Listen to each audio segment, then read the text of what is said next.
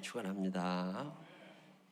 얼마 전에 저 광주에 간 적 있어요. 그게 우리 교인들 있어요. 그 동네에도 우리 교인들과 관계된 데가 있어서 거기 좀 갔다가 수요예배 때 내 친구 목사 있는 교회 예배를 드리러 갔거든요.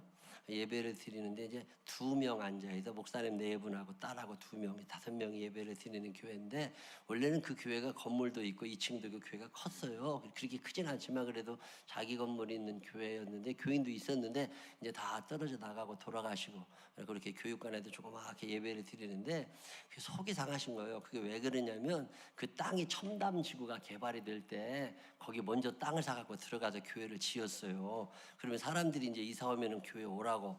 근데 이게 지구 단위 계획이 변경이 됐나 뭐이가 되면서 거기에 주택가가 안 생기고 8차선 도로 건너서가 아파트 단지가 생긴 거야. 그리고 거기에는 술집촌이 돼버렸어. 그래가지고 모텔하고 술집만 잔뜩 있어가지고 교회가 전혀 안 보이게 됐어요. 그러니까 그게 속이 상한 거예요. 속이 상해서 목회도 힘들고 돈도 없고. 그런데 딸만, 그 집이 딸이 4인가? 그런데 큰 딸이 이제 서울에 와서 열심히 일하고 살고 그러더니 어느 날, 아빠 내가 이거 참 잘 될 것 같은데 이거 친구들하고 같이 이런 사업을 좀 하려고 그러니까 아빠 좀 도와주라고. 내가 널 어떻게 도와주냐 그랬더니 이것저것 다 보니까 한 1억만 있으면 된대. 그렇다고 아빠 1억 좀 빌려달라고. 야, 100만 원도 없어. 어떻게 1억이 있냐 그랬더니 아빠는 50 넘어가도록 1억도 안 모으고 뭐 했느냐고 그러더라는 거예요. 그 얘기를 들었는데 그렇게 속이 상하더라고요. 50 넘어서 1억 통장에 넣는 사람 있어요? 어느 날 딸이 엄마는 1억도 안 먹고 뭐 했어? 그러면 어떻게 해? 그 얘기를 들었는데 그렇게 속이 상하더래요. 야, 이 땅에 이거 돈 없이 가난한 아빠 노릇하기도 쉽지 않다. 그래가지고 속이 상해가지고 있는데 그 다음날 됐더니 중학교 3학년짜리 딸이 학교를 안 가더래요. 그래서 왜 안 가냐고 그러니까 가면 안 된다고 그러더래. 그래서 왜 그러냐니까 뭐 학교에 사고가 터진 거야. 애 하나를 5명 애들이 이렇게 괴롭혔는데 이 목사님 딸 중학교 3학년짜리 늦둥이가 가해자가 된 거예요. 가해자가 돼가지고 뭐 이거 위원회가 열리고 복잡했다고. 그래서 엄마가 놀래가지고 학교를 가봤더니 애 하나 어제까지는 친하게 잘 지냈대요. 어제까지 친하게 잘 지냈는데 그 다음날 얘가 기분이 나쁘다고 6개월 전부터 자기가 기분 나빴던 얘기를 다 적어가지고 고발을 한 거야. 얘는 이리 나쁜 놈이고 얘는 이렇게 나쁜 놈이고 얘는 이렇게 다 고발을 해놓으니까 학교에서는 또 회의를 해야 되잖아요. 회의를 다 해가지고 나쁜 놈들을 다 불러가지고서 니들이 진짜 나쁜 놈이냐 그랬더니 우리보다 쟤가 더 나쁜 놈이라고. 그러면서 자기가 기분 나빴던 사람 이름을 또 다 적은 거야. 그러다 보니까 반에 있는 애들이 다 나쁜 놈이더래요. 그래가지고 서로 고발이 일어나가지고서 학교가 시끌시끌해진 거예요. 그래가지고 학교에 가가지고 그 사모님이 가서 뭐 이거 얘기를 하니까 엄마들끼리 또 싸움이 났네. 근데 학교 선생님들이 다 몰려와가지고 싸우려면 경찰서 가서 싸우라고. 학교가 싸우는 다 이런 과정을 겪으면서 내 친구 목사가 속이 상한 거예요. 교육이라고 하는 게 가정에서도 이루어지고 학교에서도 이루어지고 사회에서도 이루어지고 이 완성품으로 태어나는 게 아니니까 이렇게 다 교육이 같이 합력해가지고 선한 아이 하나를 만들어내야 되는데 학교에 있는 선생님들은 그런 사람이 자기가 못 만나봤다는 거예요. 옛날 우리가 다닐 때는 학교가 아니더라는 거예요. 그러면서 이런저런 속상한 얘기를 하면서 이민 가야 쓰겠다고, 왜 그렇게 요새는 이민 가고 싶은지 모르겠다고. 그러면 나보고 너는 그런 생각 안 드냐? 나도 이민 가고 싶어. 근데 내가 영어를 못해. 그랬더니 자기도 그래서 못 간대. 그러면서 이럴 줄 알았으면 영어 몇 마디라도 해둘 걸 그랬다고. 여러분 살면서 참 행복하다는 순간도 있지만 이 돈 중심의 세상에 돈 없이 산다는 게 힘들어져요. 양극화 시대에 밑에 깔려 산다고 하는 게 보통 부담스러운 일이 아니에요. 다수가 진리인 시대에 소수의 입장에서 산다고 하는 거, 그것도 보통 어려운 일이 아닙니다. 이런저런 생각을 하다가 이 벅찬 시대에 그리스도인으로 산다고 하는 건 어떻게 살아가는 걸까? 이런 생각을 한 번쯤 하게 됩니다. 그냥 예수를 안 믿었으면 차라리 괜찮아. 그 사람들이 사는 것처럼 살면 되니까. 근데 하나님이 계신 걸 내가 알아. 천국 있다는 것도 내가 알아. 하나님의 뜻대로 살고 싶다는 결심을 내 인생의 어느 순간에는 했다고. 근데 이걸 다 무시하고 막 살자니까 양심이 편치를 않고, 그렇다고 신앙인처럼 살려니까 손해나는 게 너무 많아요. 여러분 이럴 때 어떻게 사세요? 오늘은 우리가 읽은 로마서 12장 1절에 2절에 보면 이 얘기를 하는 거예요. 거기 뭐라고 나오냐면 그러므로 형제들아 내가 하나님의 모든 자비하심으로 너희를 권하노니 너희 몸을 하나님이 기뻐하시는 거룩한 산 제물로 드리라. 이는 너희가 드릴 영적인 예배니라. 그러면서 세상 사람 닮아가지 말고 네 몸을 거룩한 산 제물로 드려. 그러면서 2절에 아주 유명한 말입니다. 너희는 이 세대를 본받지 말으라는 거예요. 어차피 너희가 이 세상에 살면서 세상 사람 못 따라가. 그러니까 거기다 마음 두지 말고 이 세대를 본받을 생각을 하지 말으라고. 종자가 다르다는 거예요. 그 사람들이 감자면 나는 고구마야. 종자가 달라. 그 사람들이 오이면 나는 당근이야. 색깔이 다르고 모양이 다르고 다 맛이 달라. 그러니까 당근이면 당근처럼 살아야지 오이처럼 살지 말라는 거예요. 근데 우리는 늘 내가 종자가 다르다는 건 알지만 그렇게 살기에는 힘이 들고 벅차요. 로마서 12장을 쭉 읽어보면 무슨 얘기가 나오냐면 너희가 이 세대를 본받지 말아야 돼. 그러면서 이 세상 사람들은 점점 사랑에 식어지겠지만 너희는 사랑하며 살아가야 된다. 자, 이번 명절이라는 게 뭐예요? 명절에 식구들 만나 즐거운 게 명절이거든요. 형제 사랑, 형제 우애를 깊이 돈독하게 키워나갈 때가 명절이라고. 근데 요즘에는 엄마한테 전화 오는 사람이 많대잖아요. 언니 언제 온대? 첫날 온대? 그럼 난 둘째 날 가. 꼴도 안 봐. 형은 언제 온대? 마지막 날 온대? 그럼 내가 먼저 갔다 올게. 식구들 얼굴도 부딪히기 싫은 사람들이 한둘이 아니라는 거예요. 그러려면 명절이 왜 있어요? 명절날 같이 얼굴 쳐다보고 밥도 같이 먹고 얘기도 하고 세배도 하고 용돈도 서로 나눠주고 선물도 갖다 주고 그러게 명절이잖아요. 세상 사람들은 점점 사랑에 식어져 갈 거고 형제 우애가 없어져 가겠지만 너희는 이 세대를 본받지 말고 하나님의 거룩하신 뜻이 무엇인지를 알고 너희 몸으로 하나님의 사람으로 살아가라고. 이게 내 힘으로 안 되는 걸 아시는 성령께서 성령의 은사를 우리에게 주셔서 우리가 충분히 감당하게 해줄 거니까 너희들 세상 사람 이 세대를 본받지 말고 성령의 은사 가운데 걸어가라고. 그게 로마서 12장에 쫙 나오는 얘기들이에요. 점점 세상 사람들은 게을러지게 될 거다. 자기 욕심껏 살아가게 될 거다. 그렇지만 너희들은 부지런하여 게으르지 말고 열심을 품고 주를 섬겨야 된다. 이런 얘기하고 있는 게 로마서 12장. 로마서 12장의 맨 마지막 결론 같은 얘기가 뭐냐면 너희는 하나님의 백성이니까 종자가 다르니까 악에게 지지 말고 선으로 악을 이겨라. 그 악한 사람들 흉내내지 말고 그 사람이 나한테 악하게 했다고 나도 악하게 하지 말고 선으로 악을 이겨라. 이런 얘기를 쭉 하시거든요. 이렇게 살고 싶은 마음이 사실 있어요. 근데 그렇게 살면 손해가 많을 것 같아요. 바보 소리를 참 많이 들을 것 같아요. 이 세대를 본받지 않으려면 텔레비 좀 덜 봐야 돼요. 이 세대를 본받지 않으려면 연예인들 소식, 스포츠 스타들 소식을 좀 몰라야 돼요. 이 세대를 본받지 않으려면 요즘 유행하는 유행가를 잘 몰라야 돼요. 이 세대를 본받지 않으려면 이 세상 사람들이 좋아하는 거 핸드폰 그렇게 빠져 살고 그런 거 좀 덜 해야 돼요. 여러분 그럴 수 있으세요? 몸은 교회 나와 있지만 이게 쉽지 않다고. 세상 사람 바보 취급하여도 그런 찬양하세요. 두렵지 않네 부끄럽지 않네 이제 내가 예수님을 믿고서 모든 것이 다 변했네. 세상 사람 바보 취급하여도 이게 바보라는 거예요. 세상 사람들이 쳐다볼 때 아유 저런 바보 천치가 어디 있어.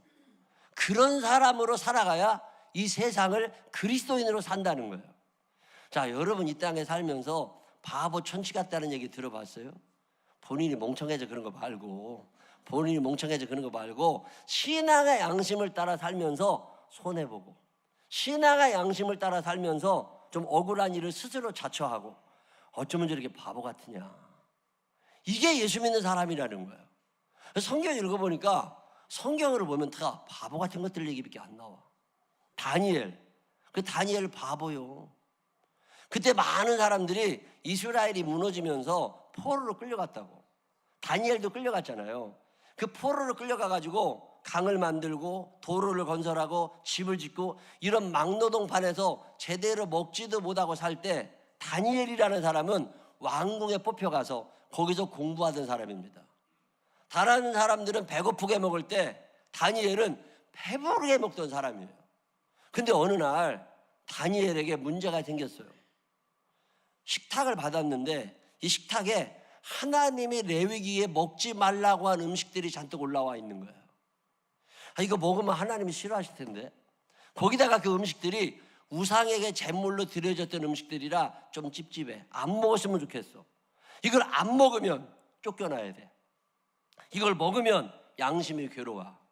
여러분 같으면 어떻게 해야 돼요? 그걸 먹고 거기도 그냥 살아야 돼요? 아니면 먹지 않고 쫓겨나가서 공사장으로 가야 돼요?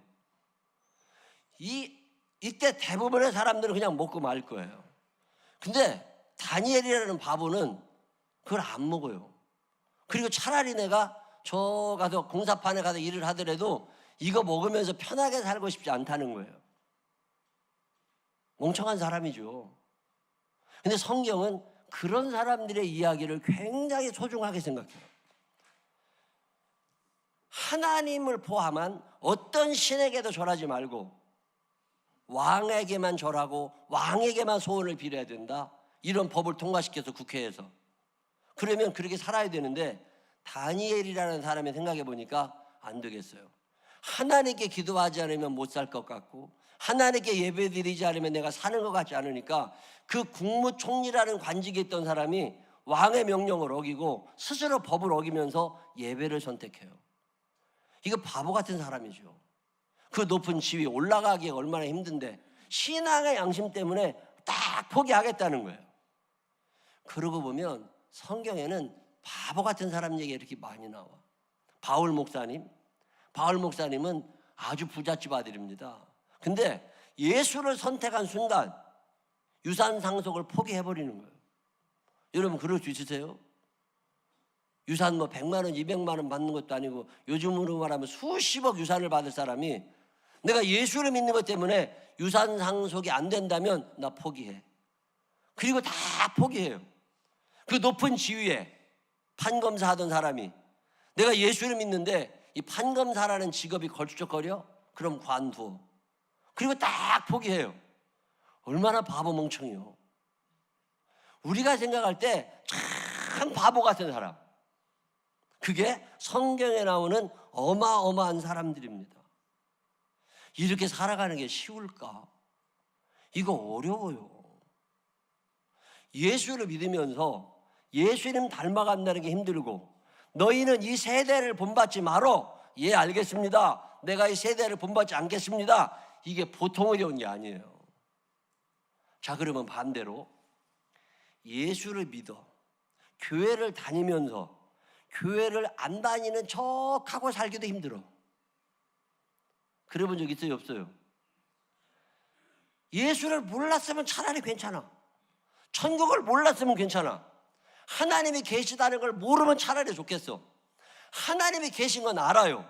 그분이 나를 바라보고 계신 거 알아. 천국이 있다는 것도 알아. 언젠가 하나님 앞에 서야 된다는 것도 알아. 그렇지만 오늘 하나님의 뜻대로 사는 건 힘들어. 짜증이 날 때도 있고 억울할 때도 있고. 그렇다고 그래서 하나님의 백성이 아닌 것처럼 살기는 또 찝찝해. 이런 고민을 한 번이라도 해보신 분들이 있으면 아멘 한번 해봐요. 이게 심각한 거예요. 이거 어떻게 해야 돼 도대체? 오늘 로마서가 그 얘기하는 거거든요.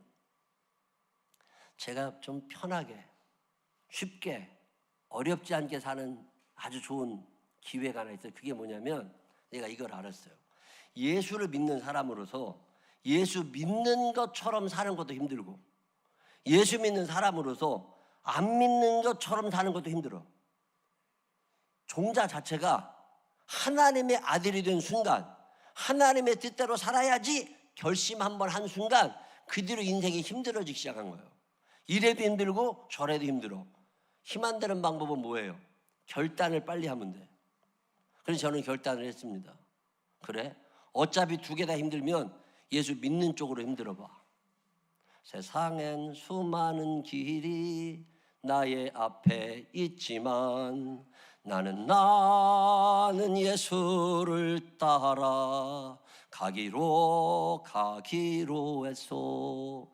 세상에는 많은 길이 있지만 나는 그러면 똑같이 힘들 것 같으면 예수 믿는 쪽으로 힘들어.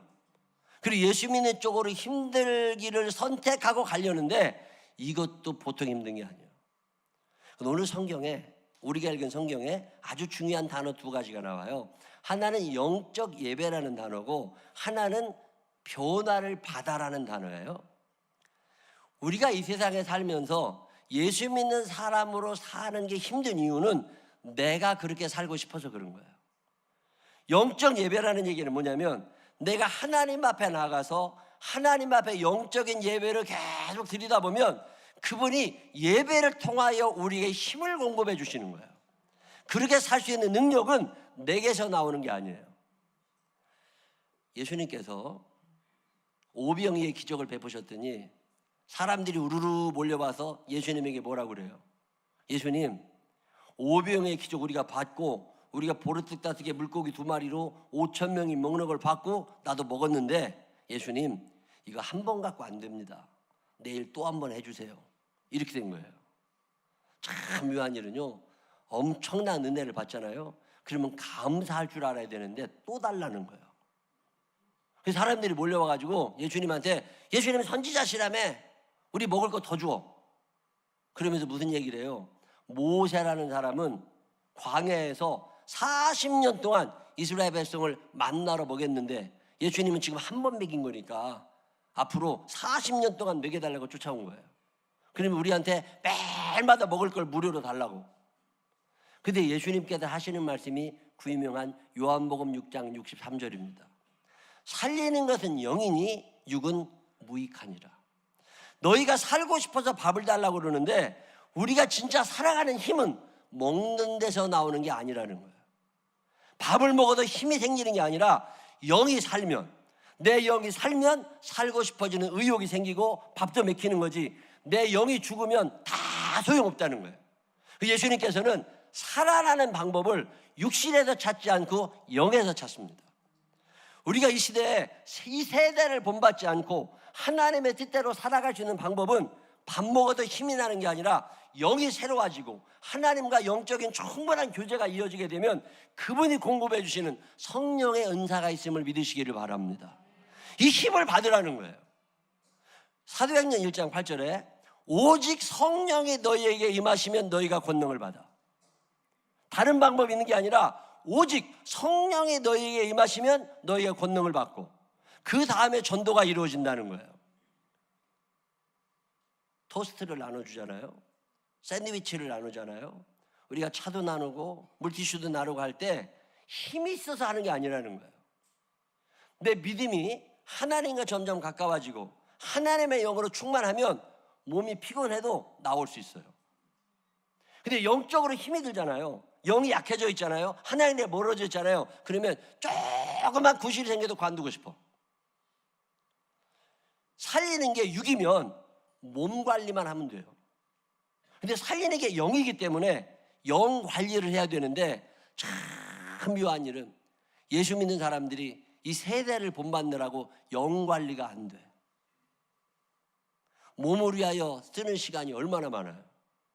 머리 신경 써야지, 얼굴 신경 써야지, 옷 신경 써야지, 손톱 발톱 신경 써야지. 보통 신경 쓰는 게 많은 게 아니에요. 옷이 맞나 안 맞나, 색깔이 맞나 안 맞나, 별걸 다 쳐다본다고. 근데 내 영에 대하여 신경을 얼마나 쓰느냐 말이에요. 내가 지금 하나님과의 거리가 얼마나 되지?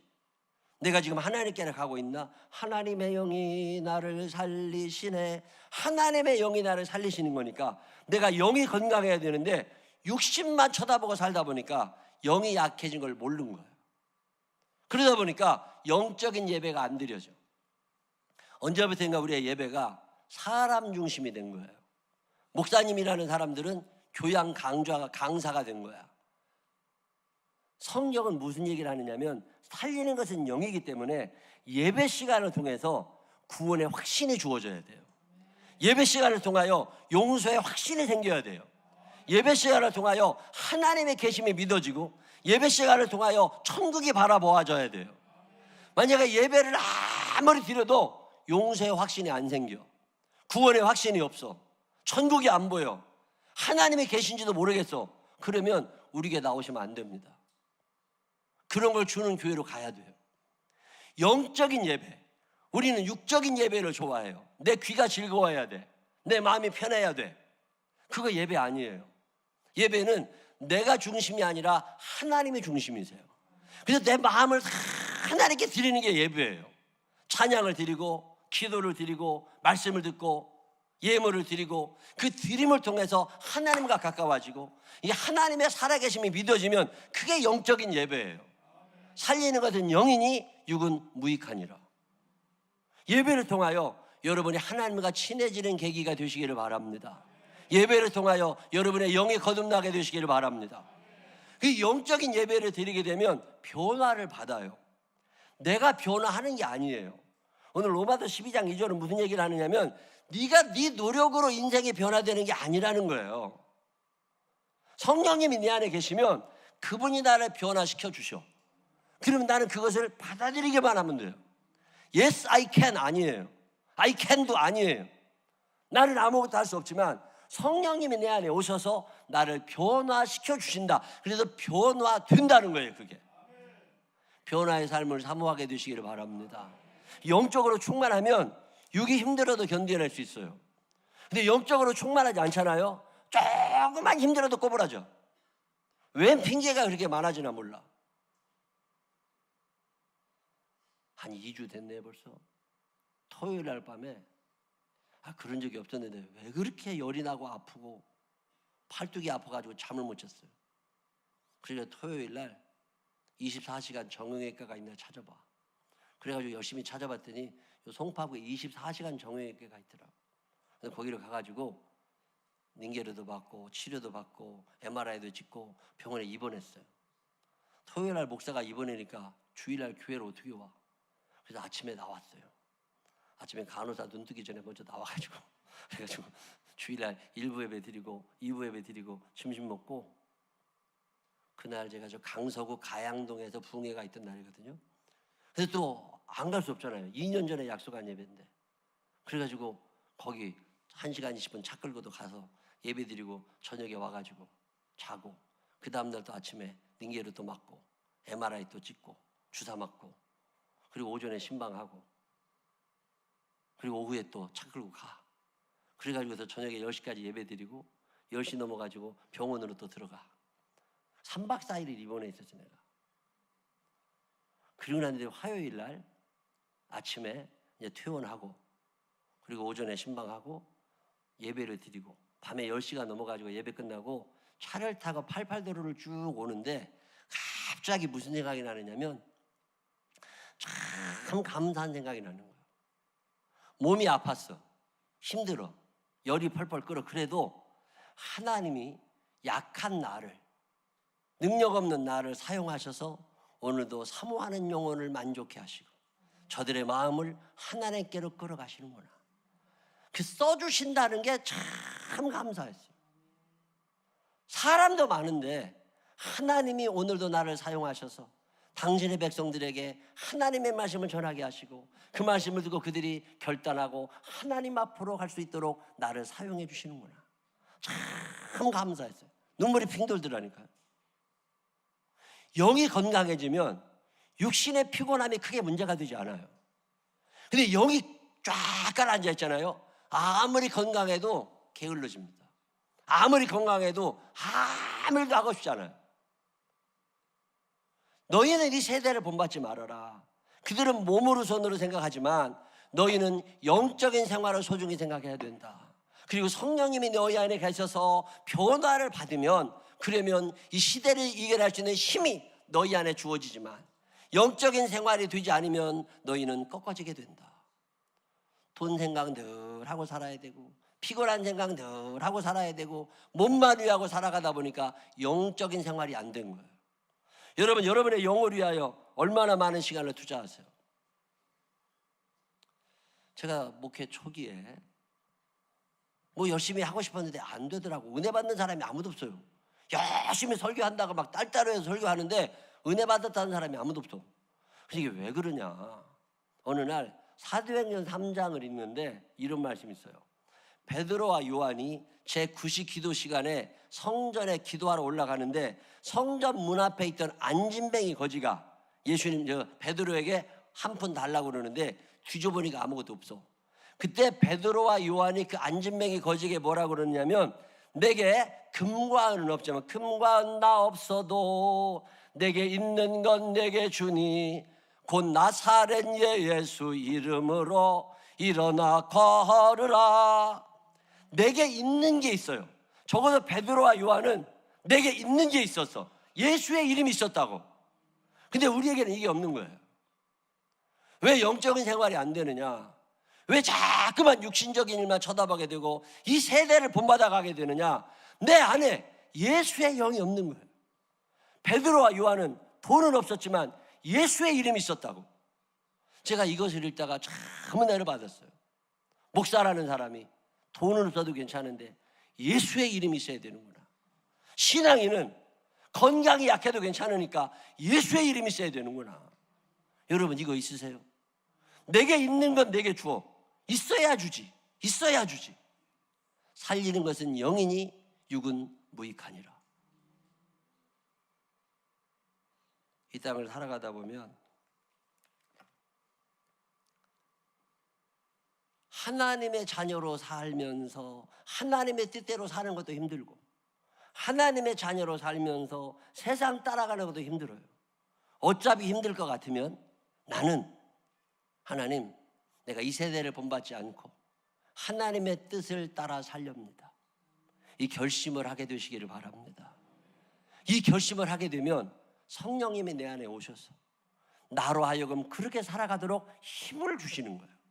그분의 힘으로 사는 거지 내 노력으로 사는 게 아니라고. 예배 드릴 때마다 하나님을 사모하는 마음으로 주 앞에 있고 성경을 읽고 기도하고 찬양하고 열심히 찬양하고 부르짖어 기도하고 말씀을 읽고 예배를 드리고 이러면서 내 영을 하나님께 붙여놓는 거예요. 그러면 몸이 힘들어도 돈이 없어도 짜증나는 일이 생겨도 감당할 수 있는, 이겨낼 수 있는 능력을 공급해 주심을 믿으시기를 바랍니다. 오늘 그 얘기 하시는 거예요. 너희는 이 세대를 본받지 마. 어차피 너희는 종자가 달라. 그 사람들이 감자면 너희들은 고구마요. 같지 않아. 그 사람들이 오이면 너희들은 당근이요. 전혀 같은 게 아니에요. 근데 너희들은 너희들대로 살아야 되는데 성령의 은사가 이미 너희에게 주어져 있으니 너희는 변화를 받으라는 거예요. 이 변화의 과정에 영적인 예배를 너희 몸을 거룩한 산 제물로 드리는 삶을 살아가라고 오늘 성경은 말씀하십니다. 여러분 사는 날 동안 이래도 힘들고 저래도 힘들 거라면 마음 크게 고쳐먹고 성령님의 도우심 가운데 하나님의 뜻 안에서 예수님께도 주시는 그 길을 선택할 수 있는 믿음의 사람들이 되시기를 주님의 이름으로 축원합니다. 기도하십시다. 하나님 아버지, 이래도 벅차고 저래도 힘들고 하나님 이쯤에 서서 더 이상 경계선에서 고민하지 않게 하시고 이제는 세상에 수많은 길이 나야 있지만 예수를 선택할 수 있는 우리 모두가 되게 하여 주시옵소서. 바보 소리 좀 듣더라도 천치 같다는 얘기 듣더라도 억울한 일도 당하고 손해가 난다 할지라도 그까짓 거 아무렇지도 않게 여기고 때로는 주님 뜻 안에서 다니엘처럼 바울처럼 손해를 기쁨으로 감당할 수 있는 믿음의 사람들 되게 하여 주옵소서. 약삭 빠르게 살지 않게 하여 주시옵시고 세상 닮아가지 않게 하여 주시옵시고 영적인 예배를 통해서 변화를 받아 예수님을 닮아가는 우리 모두가 되게 하여 주옵소서. 예수님 거룩하신 이름으로 기도드렸습니다. 아멘. 다 같이 일어서서 434장 찬양 하나님 앞에 드립니다. 이 찬양한 후에 주여 부르짖고 통성으로 기도할 건데 하나님 아버지 세상 닮아가지 않고 예수님 닮아가게 해달라고 큰 결심하고 주님이 향기 드러내며 살게 해달라고 하나님 앞에